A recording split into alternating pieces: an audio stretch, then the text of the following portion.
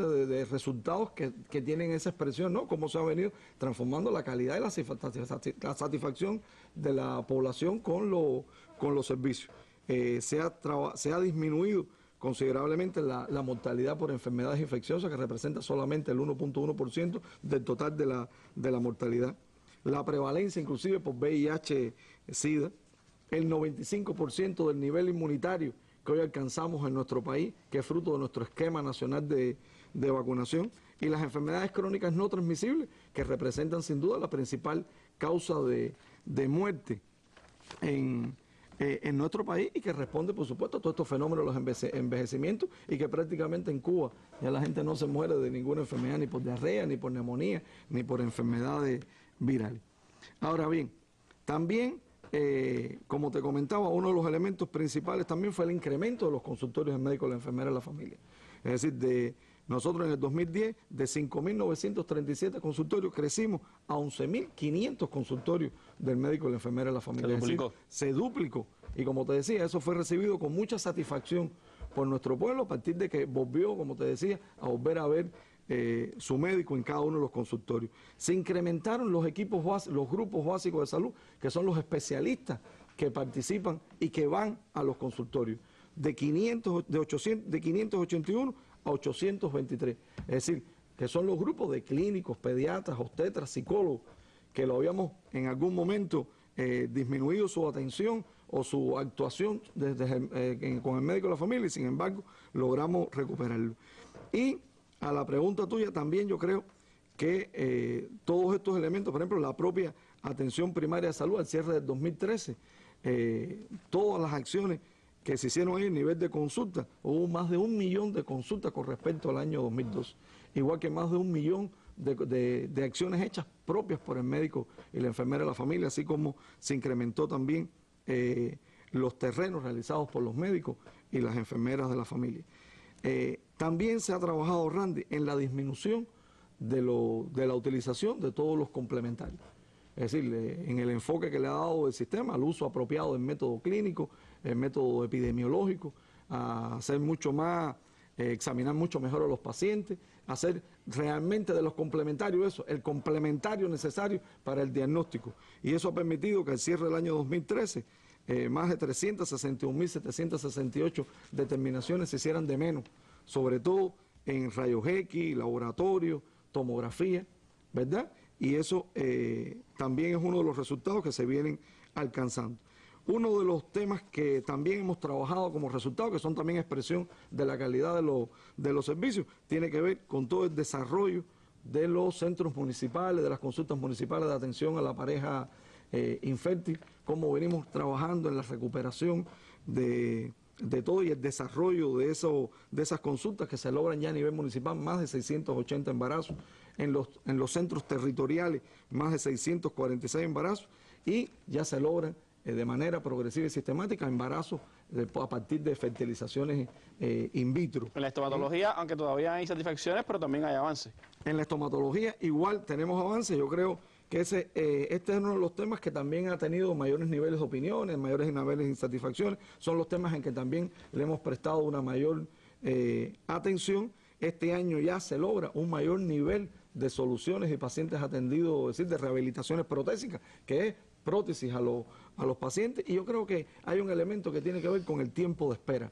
Es decir, en el año 2010 los tiempos de espera para poder hacerse una prótesis pudieran estar en el orden de los 2 a 5 años. Al cierre del año 2013 hemos estado reduciéndolo, está entre 6 y 8 meses, y todavía es un reto.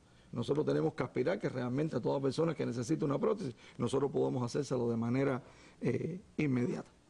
Son algunos de los indicadores, son algunas de las expresiones de esas transformaciones que derivan en mayor calidad del servicio, con las insatisfacciones y con los retos que tiene por delante el sistema. De eso podremos hablar un poco más adelante. Yo creo que son parte también de cómo se va organizando, cómo se va transformando el Sistema Nacional de Salud en su nueva dimensión, en su nueva etapa, en búsqueda de esa eficiencia, en búsqueda también, sobre todo, de una mejor atención de salud para nuestro pueblo. Hay más información hoy en nuestra mesa redonda, así que síganos acompañando.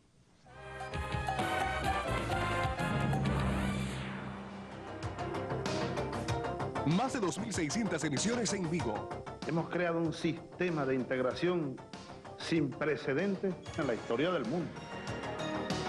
Tribuna para los líderes progresistas de nuestra América. La presencia de Cuba fue realmente, yo diría, totalizante. Nos precisamos todos los unos con los otros, porque juntos somos fuertes. Yo nunca el patriotismo realmente ha sido tan patriotismo consciente que hoy alberga nuestro pueblo. Mesa Redonda, año 15.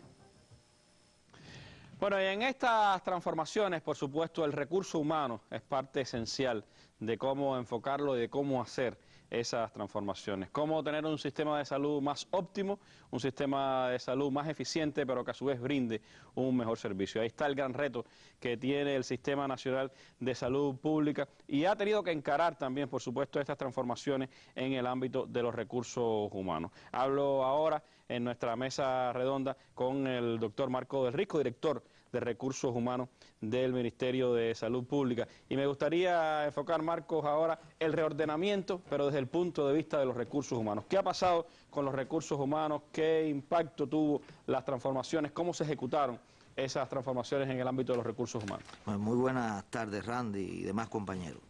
Primero, el reordenamiento laboral de los recursos humanos en el sector comenzó en el 2010 con las transformaciones. Sí, basados en los principios de reorganizar, de compactar, de regionalizar los servicios, y es la materialización práctica del cumplimiento de los lineamientos de la política económica social del partido y la revolución, que nos ha ayudado a ¿qué? A seguir eliminando las plantillas infladas. Es un aspecto fundamental.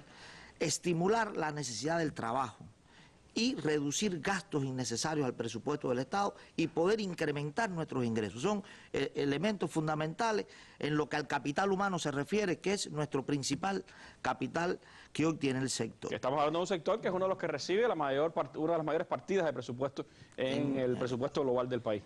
Este reajuste de las plantillas se ha realizado a partir de estudios de organización del trabajo que comenzaron con las primeras reuniones con nuestros profesores, las comisiones nacionales, para ir organizando cómo se debía hacer en un sector tan complejo, tan amplio y que llega y que cumple los objetivos de universalidad, accesibilidad, y que se mantengan esos conceptos de mejorar la calidad y la atención al pueblo, pero haciéndolo de una manera más eficiente. Y se determinaron principios básicos, esenciales. Primero, reorganizar, compartir a partir de las necesidades que tenga cada unidad, provincia, municipio, cada establecimiento de salud, con los análisis de los servicios de salud que brindamos en cada uno de los lugares. Eso es un elemento esencial que se tuvo. Garantizar que el sistema de salud facilite que cada paciente reciba la atención correspondiente y que le garanticemos la continuidad por todo el sistema. Es un elemento para poder hacer un análisis de las personas que nosotros necesitamos para lograr ese gran objetivo. Hay elementos que son lineamientos, como no exceder más de un 20% de la plantilla de apoyo, de control, que lo hemos tenido siempre muy presente. Se ha propuesto y se ha estudiado también la categorización o la atención, los diferentes hospitales por su nivel de complejidad, por determinados niveles, nivel 1, nivel 2, nivel 3 de mayor complejidad, igual que en nuestros municipios, basado en elementos que han sido premisas y que son imprescindibles para poder llegar hasta donde hemos llegado para acá. Hay elementos fundamentales que se evaluaron a nivel de detalle por comisiones que presidía nuestro ministro en cada uno de los territorios. Esto no fue un estudio que se hizo a nivel de buró, esto es un estudio que se hizo a nivel de cada territorio, a nivel de cada consultorio, visitando las comisiones, cada uno de los lugares en todo el territorio nacional. Pero sí hubo elementos como el análisis del cuadro de salud de cada lugar, es diferente el análisis del cuadro de salud, el nivel de actividad, el total de población a atender, los indicadores, todos los indicadores estadísticos, el número de consultas, el análisis de la morbimortalidad de ese lugar, qué tecnología, qué equipamiento estaba instalado, cómo los análisis de los flujos de atención, los estudios de esos flujos de atención, en qué momento, en qué horario, qué cantidad de personas, cómo estaban integradas esas varias áreas de salud en un mismo lugar y cómo podíamos mejorar ese servicio, qué resultados de investigaciones, total de profesores, cantidad de alumnos, es decir, un grupo de premisas imprescindibles para poder llegar, qué indicadores de disciplina laboral, cómo se estaba comportando la fluctuación, qué plazas tenían vacantes, cuáles no, qué plazas necesito más. Es decir, esos fueron estudios de organización del trabajo que nos permitió rediseñar nuevamente los puestos de trabajo. Hay elementos fundamentales que se tuvo muy presente a la hora de rediseñar el puesto de trabajo. Bueno, ¿quién es la profesión o el cargo que los ocupa? Conceptos elementales de que teníamos personas atendiendo determinadas ramas, médicos atendiendo inversiones o atendiendo colaboración, relaciones internacionales. Son conceptos que se fueron organizando el recurso humano para ponerlo en función del principal problema a resolver como un elemento característico. El aprovechamiento de la jornada laboral. Tema no aún resuelto, todavía nos queda mucho, pero rediseñando la carga y el contenido de trabajo de cada uno de los lugares y evaluando nuevas formas de organizar los servicios, los turnos escalonados, el elemento de la guardia localizable, las pruebas diagnósticas, rediseñar de manera tal que las interconsultas, el escalonamiento del sistema de atención, de manera que siempre esté primero el paciente ante que todo, pero que nos permita hacer un uso adecuado y óptimo de ese capital humano. Igual, la jornada de trabajo, cómo se utilizan las jornadas de trabajo, las personas que de ese estudio salieron como reservas, como excesos, bueno, durante el 2010 hasta la fecha fueron más de 53.000 trabajadores no formados en el sector que se le aplicó de acuerdo a lo establecido la resolución 34 de disponibilidad laboral, pero también nos permitió poder trabajar en más de 52.000 también trabajadores formados en el sector que hemos tenido posibilidad de reubicar hacia otros lugares, de que sea el potencial para nuestra colaboración, de que sea la reserva para poder trabajar en contingencia, y ejemplo de eso, hoy los contingentes que tenemos del resto de todo el país en la capital, en nuestra capital, en algunas plazas que tenemos que seguir formando en La Habana, pero que podemos hoy en este momento hacerlo, desplazarlo o reubicarlo hacia tareas muy específicas, hacia actividades de contingencia por la situación epidemiológica. Es decir, que también todo este programa de reordenamiento laboral nos ha permitido utilizar mejor el recurso humano. Hay ejemplos prácticos que quizás, Enrique, nos pueden ayudar a entender. Es decir, ¿qué ha pasado, por ejemplo, en algunos laboratorios clínicos, qué ha pasado en algunos servicios de imagenología que no tenían una gran cantidad de pacientes y tenían, sin embargo, muchos técnicos trabajando? ¿Cómo se ha reordenado todo ese tipo de...? Primero, se ha determinado cuáles son las plantillas necesarias para ese nivel de actividad, cuáles son los necesarios para esa actividad, y ese otro personal que nosotros estamos llamando personal en exceso, que hoy constituyen la reserva del sistema de salud. Primero, bueno, hay un grupo importante, hay de más de 27.000 profesionales y técnicos que le hemos dado algún tipo de tratamiento. Hoy 11.000 han logrado cumplir misiones internacionalistas. Hay más de 4.000 que están preparados. Hay otros grupos que se trasladan hacia las capitales provinciales para apoyar determinados servicios que no tiene ese personal. Te ponía el ejemplo de La Habana. Nos ha permitido también poder escalonar y abrir laboratorios que tenían un límite en el tiempo y se ha podido extender su horario. Es decir, que todo este trabajo del reordenamiento laboral nos ha permitido a seguir cumpliendo los grandes objetivos de nuestro ministerio. Mejorar la calidad y la satisfacción de nuestro pueblo, mejorar nuestros indicadores y sobre todo también hacerlo sostenible y eficiente. Un elemento que ahorita no lo dije y no lo pasé por alto, pero sí quiero mantenerlo, es en estos análisis, fueron los análisis económicos. ¿Cuál es el presupuesto que se tiene? ¿Cómo se utiliza el costo? ¿Qué gasto en cada una de las cosas? ¿Cómo el pensamiento y el enfoque epidemiológico, el uso racional de los recursos, se tiene una repercusión en ese presupuesto? Por lo que el sector ha podido ir disminuyendo más de 2.000 millones de pesos en el presupuesto. Y todo esto nos ha permitido que cuando comenzamos este proceso de las transformaciones necesarias en el sector, estábamos en los 586.000, hay una pancarta que está ahí para poder reflejarlo y verlo, cómo ha ido disminuyendo, y hoy estamos en 477.000 fin del año, estamos en 481 y tantos hoy, es decir, cómo el sector ha ido disminuyendo su plantilla, siendo más eficiente. En unos 100.000 trabajadores. Y esto sin que ningún trabajador formado en el sector es el éxito de nuestro socialismo.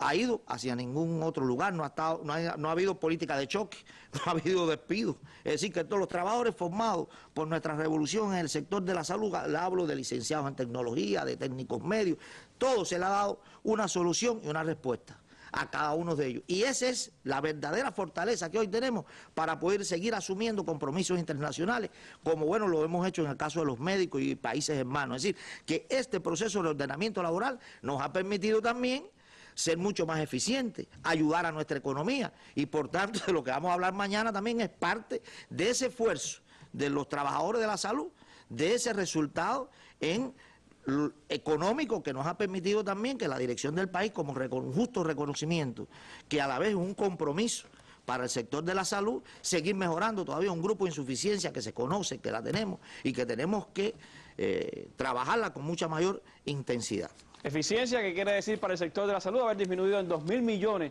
de pesos los gastos a la nación, en disminuir en 100.000 trabajadores los puestos de trabajo sin que se afecte la calidad y por el contrario que se puedan mostrar pues índices, indicadores que son indicadores de salud del primer mundo. Esa eficiencia que ha permitido también la buena noticia de que el sector ha recibido un aumento salarial justo, beneficioso y que además reconoce todo el resto de la sociedad cubana. Estos elementos que hoy hemos estado dando en la mesa redonda, ustedes los tendrán mañana también mucho más ampliados en la página web de Cuba Debate, donde tendremos un foro interactivo desde las 9:30 de la mañana hasta las 12 del día con nuestros panelistas de hoy para seguir respondiendo pues a las opiniones o las interrogantes que ustedes puedan tener y por supuesto para que esta información que hoy le damos sea incluso más amplia que la que podemos en esta hora y media llevarles a cada uno de ustedes. Pero síganos acompañándonos, que hay más para hablar aquí también de transformaciones de los recursos humanos, de la nueva etapa que se vive en las transformaciones en el sector y lo que está pasando en nuestras instalaciones hospitalarias.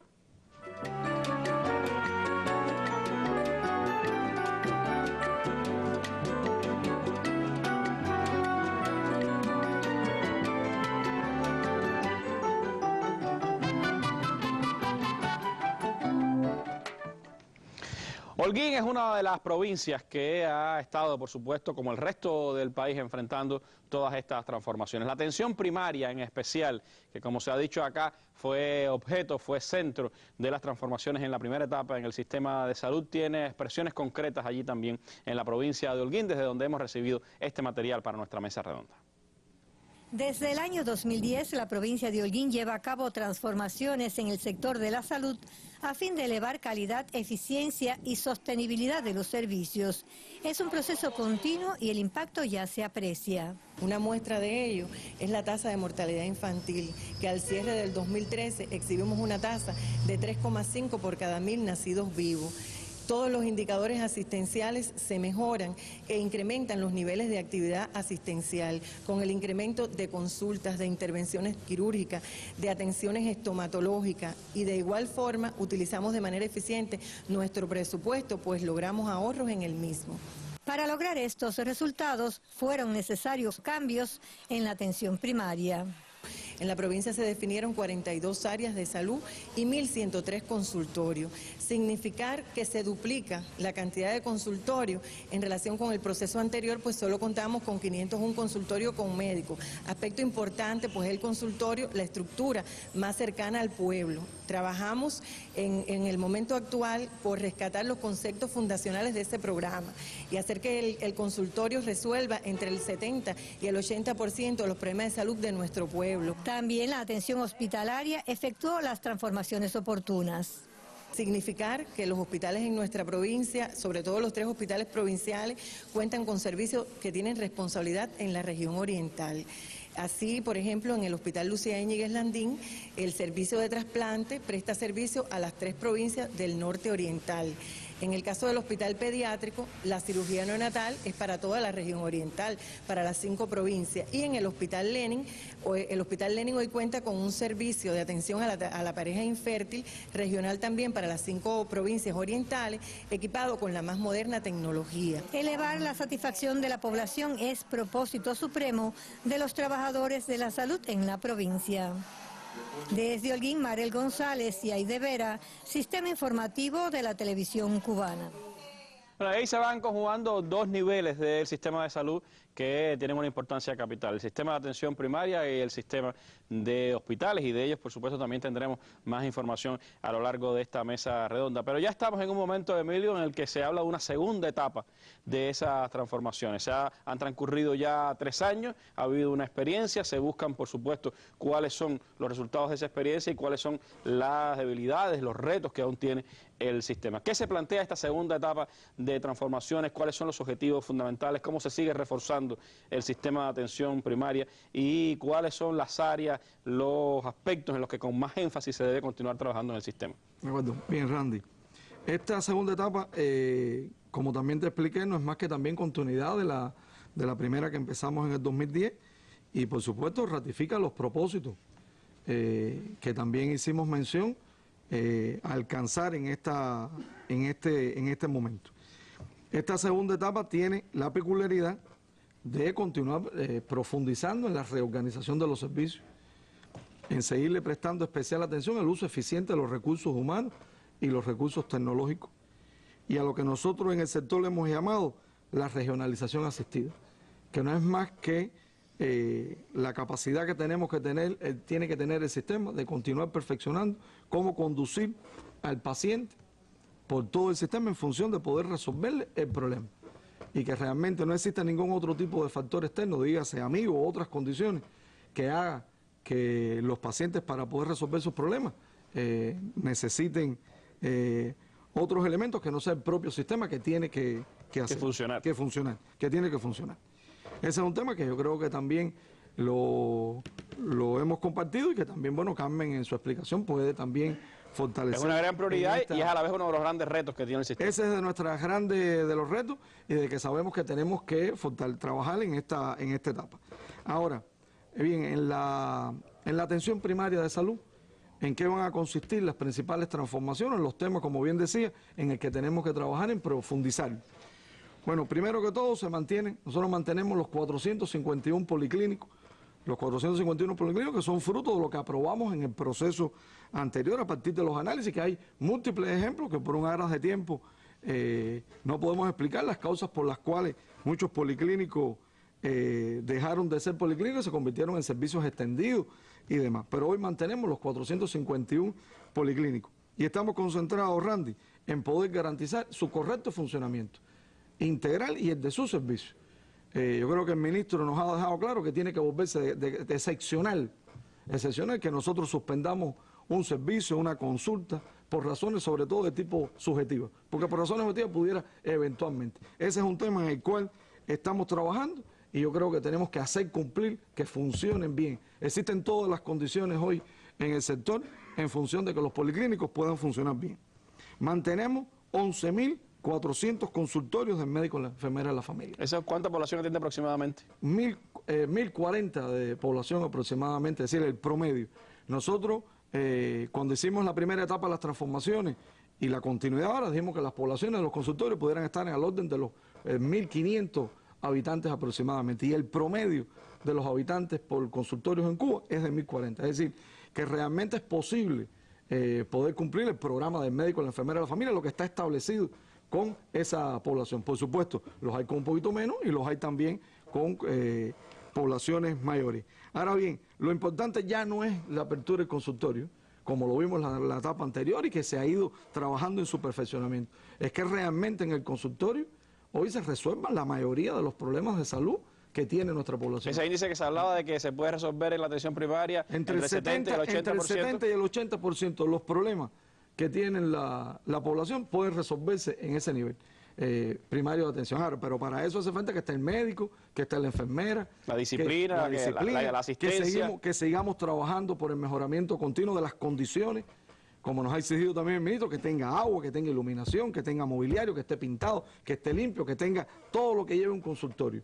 En eso hemos estado trabajando de manera paulatina. De hecho, el año pasado realizamos acciones de mantenimiento y reparación en más de 3.000 unidades de salud y en casi 6.000 objetos de obra. Y en particular de los consultorios, más de 1.700 consultorios. 1.700 consultorios que recuperaron su vitalidad. Es decir, que los consultorios están encargados de resolver gran parte de esos problemas, como hacíamos mención. Es la instalación de salud más cercana a la población, por lo tanto a la que más se le exige, y por lo tanto el reto más importante lo tienen los médicos y las enfermeras que están en ese sistema primario Ese de es el salud. médico de la familia cubana, y por tanto como tal tiene que responder a ese reto. En la intervención anterior te hacía mención al tema de los especialistas que van a los consultorios. Ese es un tema que nosotros hoy tenemos que también fortalecer y hacer que se cumpla. Es decir, el completamiento de nuestro grupo básico de trabajo, que participen, que vayan, que se hagan las interconsultas, Randy, que son temas que tenemos que rescatar, que lo hicimos en algún momento. Es decir, la presentación de los casos por los médicos de la familia, ¿verdad? La evaluación integral, y no solamente las interconsultas, sino también el papel administrativo, docente, asistencial, de control que tienen que realizar los profesores sobre el funcionamiento integral del consultorio. Y ese transitar por el sistema del que usted hablaba ahorita implica también que desde el médico de la familia pueda recibir la atención especializada ese paciente que lo requiere con los especialistas que están allí en el policlínico. Por supuesto, porque también estamos trabajando en perfeccionar todo lo relacionado con la proyección comunitaria de las especialidades, que no es más que el grupo de especialidades, es decir, se vuelven especialistas que desde los hospitales van hasta los municipios, van hasta los policlínicos. Definimos 20 especialidades que tienen que ir a los distintos policlínicos y municipios. 14 que irían hasta los policlínicos y 6 que irían hasta nivel de municipios. Y eso a través de nuestro sistema de turno, que también son los retos que tenemos que seguir trabajando por perfeccionarlo, y de conjunto con estos especialistas del grupo básico y el equipo básico de salud, sin duda ahí hay que resolver la gran cantidad de los principales problemas. Ese es un tema en el cual que yo creo tenemos que trabajar. Tenemos que trabajar sin duda por consolidar las ideas fundacionales del programa, por las actuaciones básicas del médico y la enfermera de la familia. Dígase su análisis de la situación de salud con participación comunitaria, la utilidad del ingreso domiciliario, su impacto que tiene para la satisfacción de los pacientes, ¿verdad? Lo que impacta económicamente, que después no se vuelva un ingreso hospitalario. En el cumplimiento de la frecuencia mínima, Randy, este país, como ningún otro, tiene dispensarizado el 100% de su población y permite definir cuál es la frecuencia mínima de consulta que tiene cada cubano. Eso nosotros tenemos que hacerlo cumplir. Y ese tiene que ser el salto también cualitativo que nos tiene que caracterizar en esta etapa. Hemos estado trabajando, y yo también creo que va a caracterizar este proceso en recuperar un número, es decir, un mayor número de locales destinados para consultorios. Es decir, disminuimos ya en los análisis que hemos hecho recientemente, en los locales en los que los consultorios comparten. 2 consultorios en uno. 2, 3 consultorios, que como tú conoces, realmente, independientemente de que se puedan crear condiciones, no siempre se logra la privacidad, no siempre se logra lo que necesitamos en las condiciones necesarias de un consultorio. Y eso nos va a permitir también mejorar la calidad de la atención. Pero también estamos recuperando todas las viviendas de los médicos, las enfermeras, que desde un primer momento fueron para los médicos que trabajaban en los consultorios. Eso es una gran batalla que estamos librando entre todos, y decirte que ya hemos recuperado 733 viviendas de médicos, ya viven los médicos que laboran en el consultorio, y 230 enfermeras que viven en las casas de las enfermeras del consultorio, laboran en el consultorio. Ese también es un paso positivo, porque nos va a permitir que el médico y la enfermera de la familia de ese consultorio viva, esté ahí durante 24 horas, que es también los sueños de Fidel con el programa del médico y la enfermera de la familia. Después tuvimos que hacer modificaciones con los cuerpos de guardia, los consultorios con servicios extendidos, pero fue como consecuencia de eso, porque realmente fuimos un poco que perdiendo la esencia misma de que el médico es el del consultorio. Y también lo tuvimos, que ese médico entonces fue el director del policlínico, salió a otras funciones, se hizo especialista de otra especialidad no MGI, y todavía se queda ahí. Y sin embargo, aunque la población muchas veces no tiene clara y no identifica esto, pero sin embargo para el sistema yo creo que es importante, porque también de noche se tocan en los consultorios y se puede inyectar y se puede hacer un grupo importante de proceder. Nosotros creo que también en esta etapa tenemos que prestarle especial atención también al tema de la atención al envejecimiento y al adulto mayor. Yo creo que hemos buscado maneras en este proceso de las transformaciones, maneras organizativas diferentes, que nos va a permitir ya no solamente atender un grupo de ancianos, sino a todos los ancianos. Pero por supuesto, definiendo que es la responsabilidad que tiene el médico y la enfermera con sus profesores del grupo básico de trabajo en la atención integral. Y yo finalmente, Randy, yo creo que pudiéramos hablar mucho más, pero sobre todo ahí se centra, que no es más que rescatar lo que está establecido y hacerlo cumplir. Yo creo que es lo más importante. Yo creo que finalmente, yo creo que todo esto lo podemos lograr si logramos primero entre los cuadros, entre los trabajadores, entre todo la comprensión de que tenemos que lograr el control, la exigencia, la disciplina, velar por el cumplimiento de lo que está establecido, y un elemento que ha caracterizado siempre a los médicos cubanos, y es su vocación de servir. Es decir, la vocación de servir, eso a cambio de nada, ¿verdad? Es lo que tiene que caracterizar también a todos los médicos del sistema, pero en el particular de los médicos y las enfermeras de la familia, porque también es su reto principal. Cuán valioso es que uno tenga el médico cerca, en el barrio, en el lugar de residencia, que pueda recibir una atención pues más cercana, más profesional, y que además pues pueda rescatarse, como se decía acá, el método clínico en la salud cubana. En estos días he tenido la posibilidad de estar buscando en la prensa brasileña lo que se habla sobre la presencia de los médicos cubanos. Una de las cosas que más admira al pueblo brasileño, a esos miles y millones que están recibiendo por primera vez el servicio de salud por la presencia de médicos cubanos allí, es el hecho de que ellos se admiran de que el médico cubano los toca, los atiende, los sienta a su lado, y esa es parte de la expresión del médico cubano que nosotros tenemos, el que queremos seguir teniendo y que es admirado en muchas partes del mundo. No es el que mira al paciente de una manera distante o que le manda hacer los análisis para después resolver los problemas de salud, sino el que lo siente como un ser humano que lo tiene a su lado, y creo que esa es de las cosas que tenemos que seguir rescatando y que tenemos que seguir fortaleciendo en nuestro sistema de salud. En ese empeño está el sistema, están todos sus cuadros, están todos sus trabajadores, y una expresión es lo que está ocurriendo en Santiago de Cuba, tanto en la ciudad de Santiago como en las zonas rurales de esa provincia. Desde allí recibimos este reportaje para nuestra mesa redonda. Actualmente el sector de la salud en Cuba está siendo objeto de un reordenamiento para perfeccionar la calidad de los servicios y hacer más sostenible el sistema. En Santiago de Cuba se constata, y en sus zonas del Plan Turquino ya se perciben los avances. El poblado El Cobre, por ejemplo, ubicado en las afueras de la ciudad, sobresale por la atención primaria de salud y la puesta en práctica del programa del médico y la enfermera de la familia como fórmula para acercar y hacer más eficiente la asistencia médica. Ahora atendemos una población de 18.586 habitantes, que las tenemos distribuidas de la siguiente manera. Tenemos 19 consultorios de médico y enfermero de la familia. En nuestra área de salud, todos los pacientes van a estar atendidos dentro del área de salud, y se va a continuar de la misma forma, que esta reorganización es para prestar una mayor calidad de atención a la población.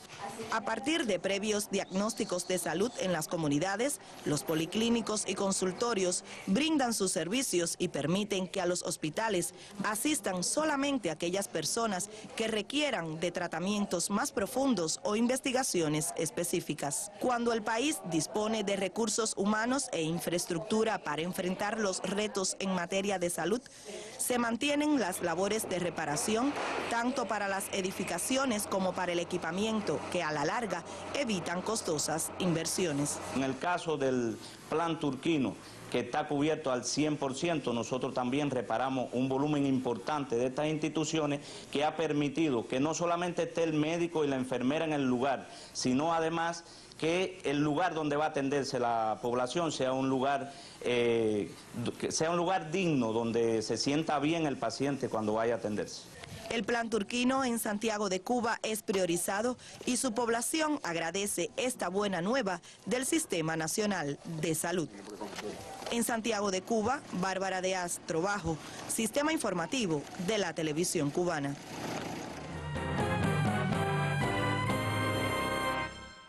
Pero si bien la atención primaria ha sido centro, como decíamos, de todo el accionar en la primera etapa y en este inicio de la segunda de las transformaciones en el sistema de salud, la red hospitalaria cubana también es parte integrante de estas transformaciones. ¿Cómo se ha ejecutado? ¿Hacia dónde ha estado dirigida las transformaciones? ¿Qué importancia tiene el sistema hospitalario dentro de nuestro sistema nacional de salud? Sobre eso quisiera pues hablar ahora con la doctora Carmen Rosa Martínez Fernández, jefa del Departamento de Hospitales del Ministerio de Salud Pública. ¿Cómo han enfocado tocado las transformaciones en la red hospitalaria cubana, doctora, cuáles han sido los pasos que se han venido ejecutando, cómo el proceso inversionista también está presente en nuestras instituciones hospitalarias y cuáles son los resultados que se pueden palpar ya de estas transformaciones.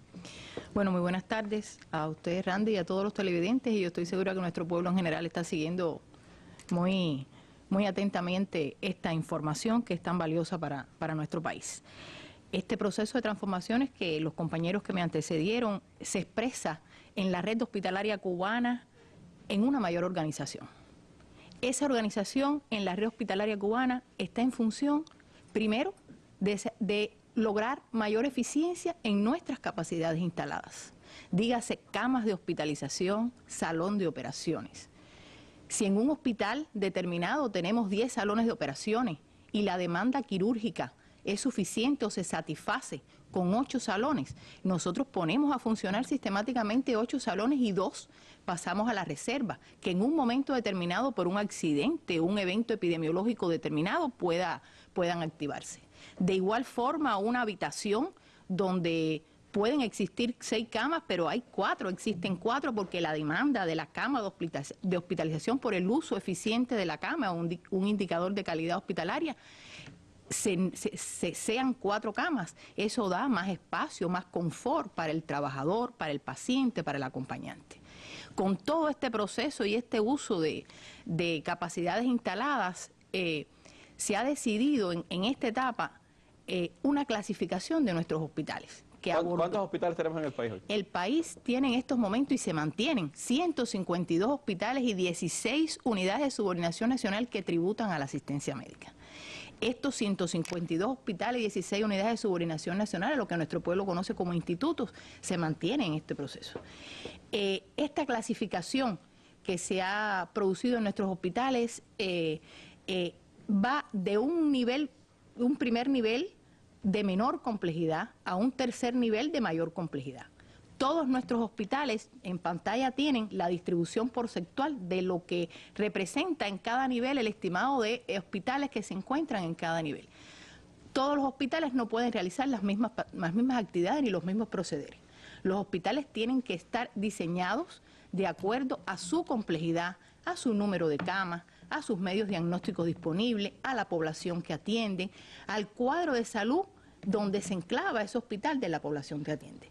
Y a partir de esa clasificación, nivel 1 de menor complejidad a nivel 3 de mayor complejidad, entonces se inserta el concepto de regionalización asistida. ¿Qué es el concepto de regionalización asistida?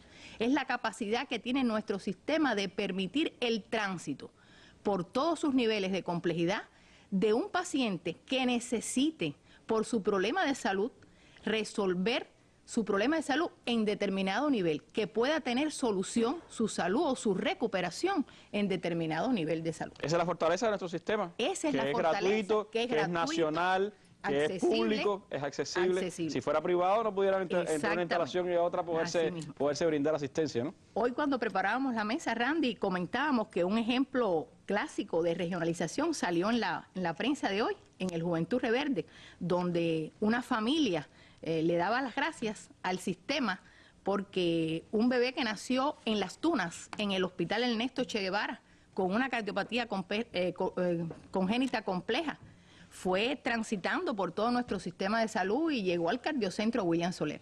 Y la familia le daba las gracias al sistema por haber permitido que celebraran el año a su hijo. Qué regocijo para ese equipo multidisciplinario de profesionales y técnicos del cardiocentro William Soler que pudo salvar esa vida, y qué felicidad para esa familia que tiene hoy en su casa ese niño correr. Hay otros múltiples ejemplos de regionalización asistida con intervenciones quirúrgicas complejas que requieren de un mayor nivel, de una mayor tecnología, con otras múltiples patologías que la población pueda acceder a nuestros servicios. De igual forma, como plantearon nuestros compañeros que me antecedieron en la información, también los hospitales se preparan para la atención geriátrica.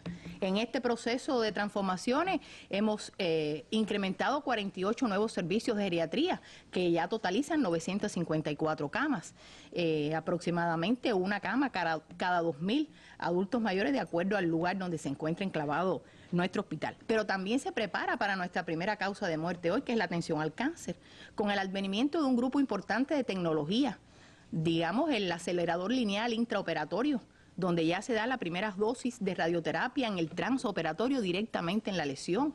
Próximamente debemos poner en marcha un PET-CT.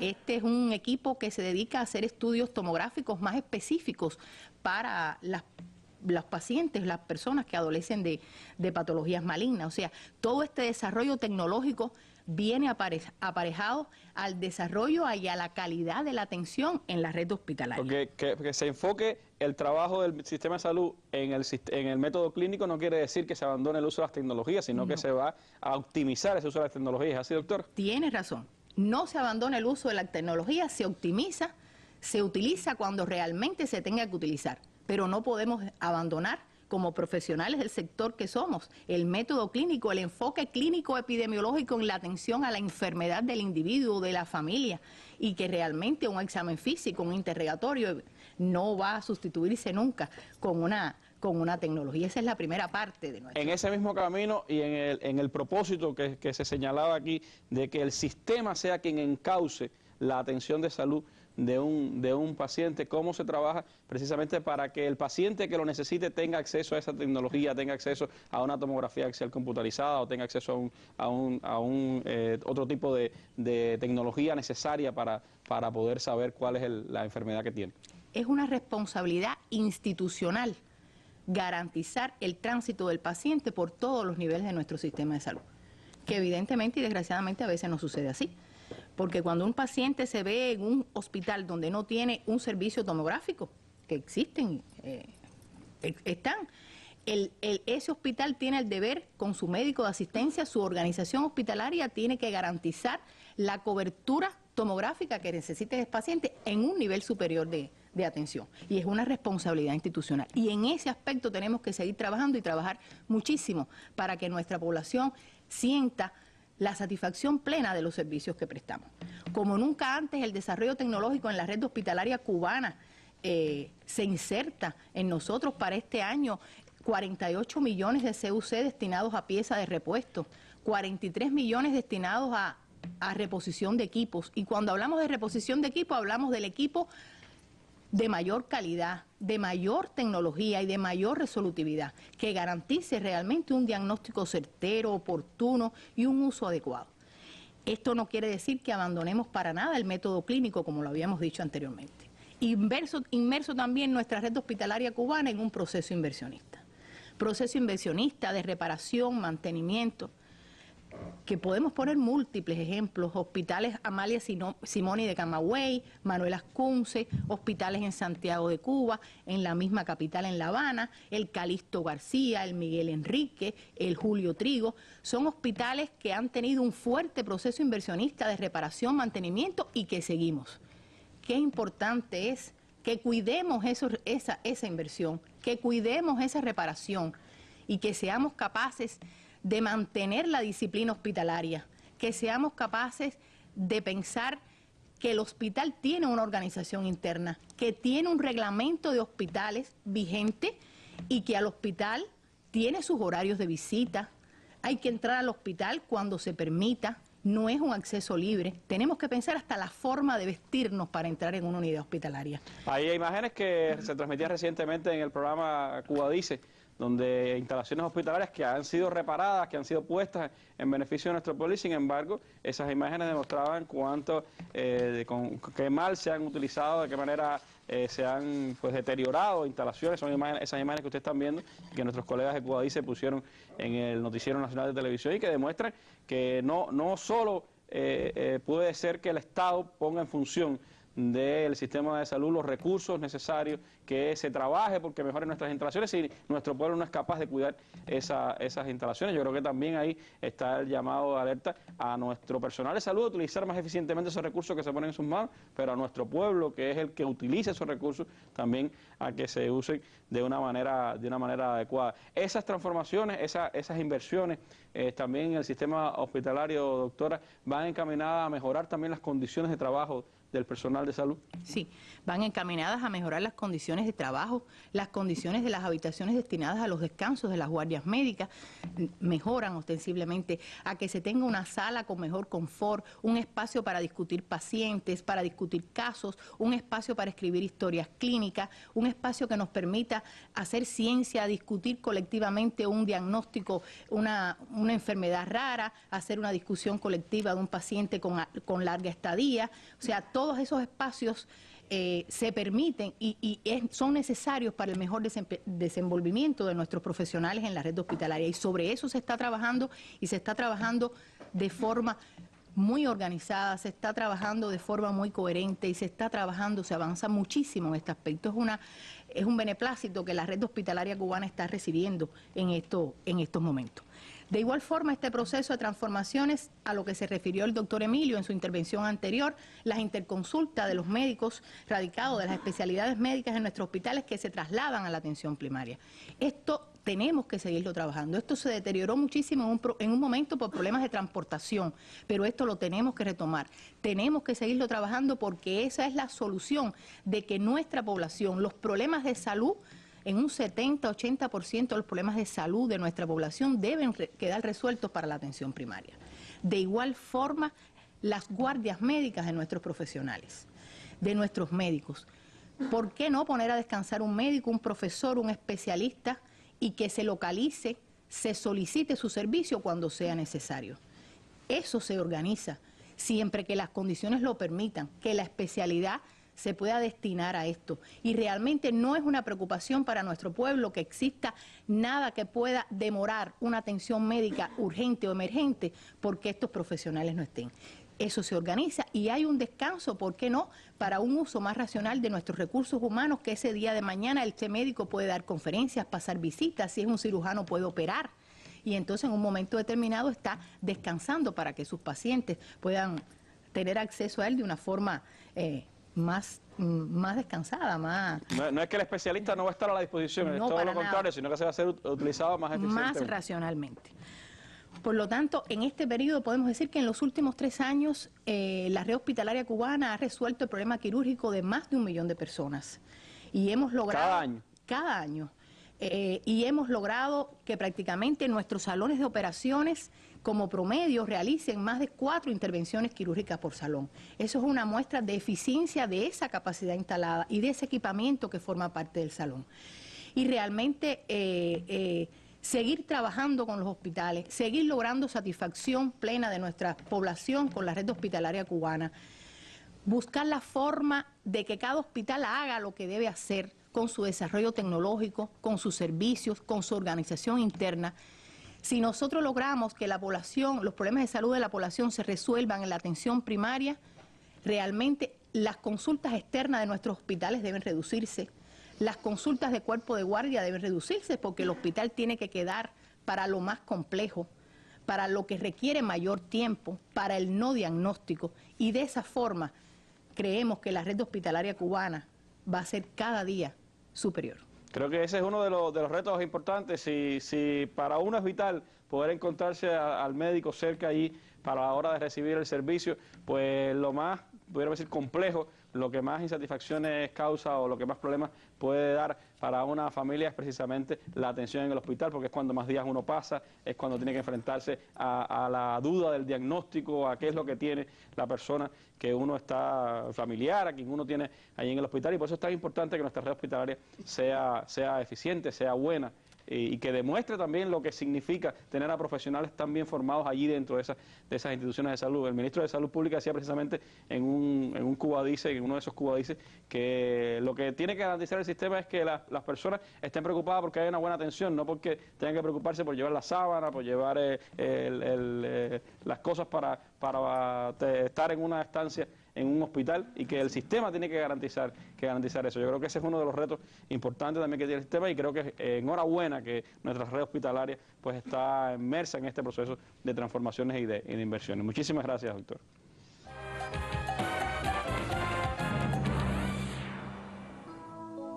Los horarios sobre la mesa este viernes. Hay disciplina en el cumplimiento del horario laboral. Somos puntuales los cubanos en el inicio de nuestras labores diarias. ¿Son los horarios de los centros de servicio y atención a la población los adecuados? Este viernes a las 7 pasado meridiano, los horarios estarán puestos sobre la mesa para un debate con periodistas y especialistas en el que usted también puede participar a través del correo electrónico o llamando ese día a nuestro teléfono 831-2484. Acompáñenos el viernes en la Mesa Redonda.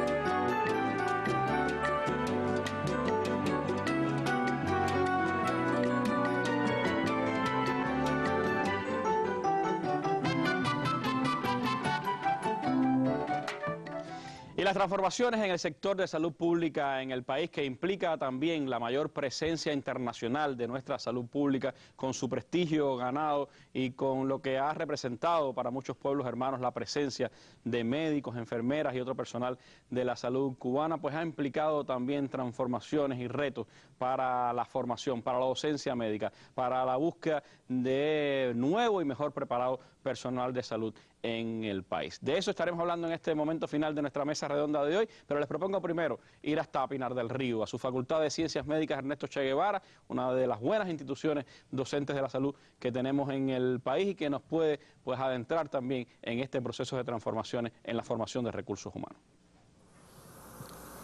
La Universidad de Ciencias Médicas de Pinar del Río cuenta con una matrícula de 4.008 estudiantes, entre los que se incluyen los de 51 nacionalidades y se preparan en carreras como medicina, estomatología, psicología y tecnologías de la salud. La Casa de Altos Estudios posee todos sus procesos certificados por la Junta de Acreditación Nacional. La universidad es el Sistema Provincial de Salud y tiene como responsabilidad social contribuir al mejoramiento de los indicadores de salud de la población. Para ello contamos con profesionales con el nivel académico y científico que garantizan el proceso docente educativo con calidad desde los servicios de salud. Imágenes como estas se hacen frecuentes en Vuelta Abajo. Son jóvenes universitarios de las ciencias médicas que desde su primer año se insertan en la comunidad y apoyan la campaña antivectorial.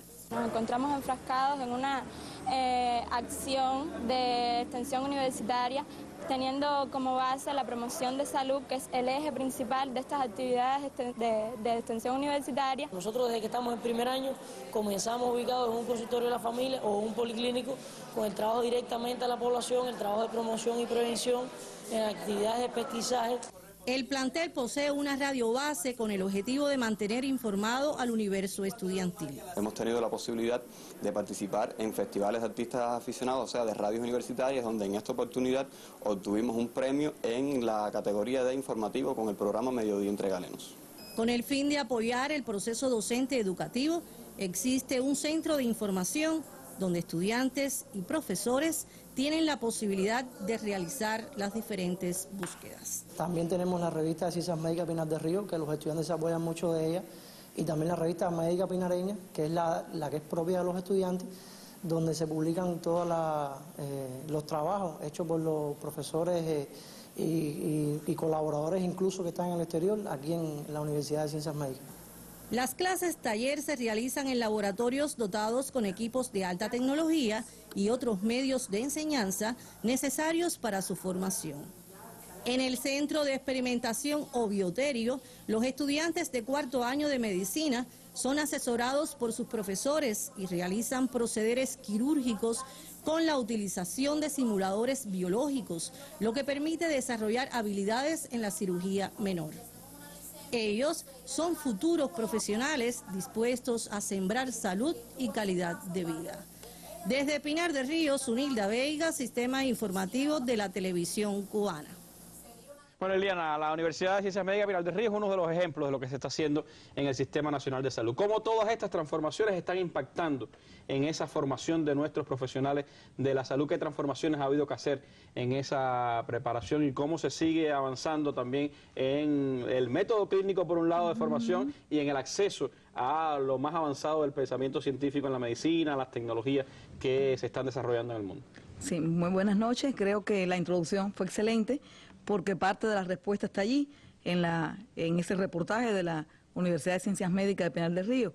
Las transformaciones, estas últimas, como todas las anteriores que explicó el doctor Emilio, que me antecedió, pues han tenido una repercusión directa en las universidades médicas y en general en el sistema de docencia médica en el país.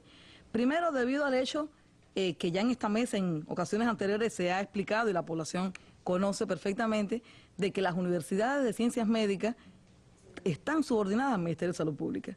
Y eso es un hecho muy particular, propio de Cuba, que nos distingue del resto de los países y que hace que nuestras universidades y nuestra docencia médica en sí sea muy pertinente, porque responde a los problemas de salud, responde a las necesidades del sistema, y eso se ha visto reflejado en todas las premisas de estas transformaciones. En primer lugar, me pudiera basar en todo lo que han explicado los compañeros. Si nos referimos a al impacto obtenido en la atención primaria de salud, bueno, pues la atención primaria con sus consultorios, ese consultorio con la enfermera y el médico bien preparado, ese consultorio reparado, ese consultorio que tiene los elementos que tiene que tener, allí está el estudiante, eso es un aula universitaria. Ese hospital con mejores condiciones funcionales, mejores condiciones organizacionales, con el profesor que tiene que estar, con el especialista más capacitado, ese es un aula. Esa clínica estomatológica reparada, esa clínica con el estomatólogo, con su técnico, con toda su infraestructura, ese es un aula. El taller de electromedicina, la sala de rehabilitación. Y toda esa particularidad hace que, aunque no tuviéramos otras premisas que evidentemente fueron propias para las universidades, ya tuviéramos de todas formas un impacto importante en el desarrollo y en todo el mejoramiento de la docencia en las universidades médicas. Pero por si eso fuera poco, las universidades médicas y la docencia médica en su conjunto tuvo sus propias premisas, tanto en la primera etapa como en esta segunda etapa. Producto de todas ellas, bueno, se han obtenido resultados, un grupo de impactos, algunas transitando, otras preparándose, otras ya con resultados muy satisfactorios. Por ejemplo, muchas se han referido a los compañeros. Por ejemplo, en el 2010, pues fue un objeto de revisión los planes de ingreso a las carreras de ciencias médicas, por algo que explicaba el doctor Marco.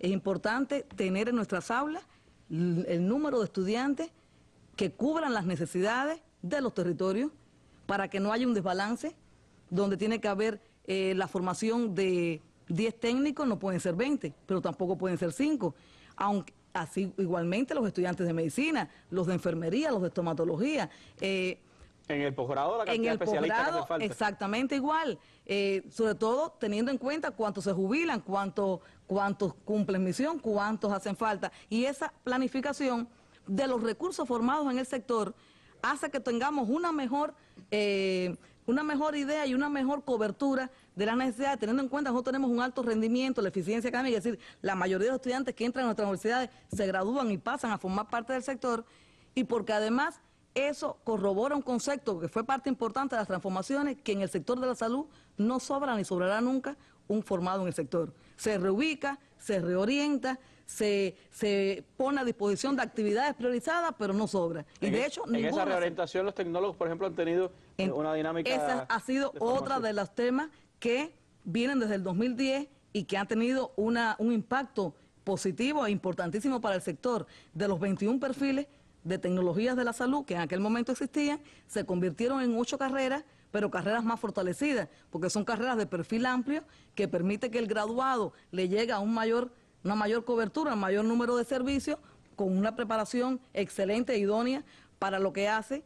En ese momento, pues dejamos de formar el técnico básico, que fue necesario en su momento, pero que ya a las alturas del desarrollo del capital humano, pues no era necesario, y se retoma la formación de técnico medio de noveno, a partir de estudiantes de noveno y de 12 grados, que han sido durante toda la historia de la salud pública uno de los recursos más importantes de nuestras instituciones, el técnico de cualquiera de nuestras especialidades. Otro tema que fue necesario y que además nos sirvió muchísimo para el desarrollo actual de los recursos humanos y del subsistema de docencia médica en general